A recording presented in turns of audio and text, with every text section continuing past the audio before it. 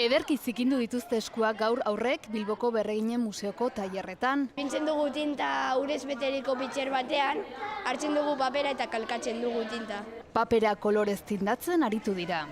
Libreta bat bezalakoa eta oso divertigarria zikindu gara eskuak asko. Jolasean artean murgildu dira. Ikasten dugu historiari buruz. Zeo zer ikastea, baina aldi berean ondo pasatzea batez ere. Zer egin aurrekin Gabonetan? Ez daki benetan, ez daki zer egin daiteken. Ez dau denbora txarra dau, ez dau leku asko joateko miekaz. Guraso askoren galdera, erantzuna alondegian ere aurkitu dugu. Zarata baino gehiago musika egiten saiatu dira tailer honetan. Experimentatzen soinuarekin jolasian, egunerokotasunean ditugun objektuak inta. Soinketa klase bat dirudien arren, arte eszenikoen lengoaia ikasten aritu dira ume hauek.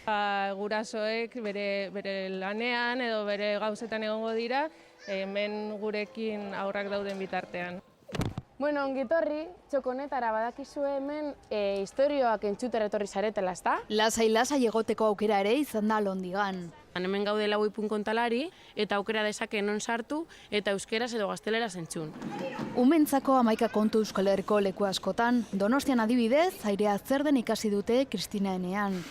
Primeran pasa eta esperientzia berriak edukitzeko aukera zabala dago Gabon hauetan.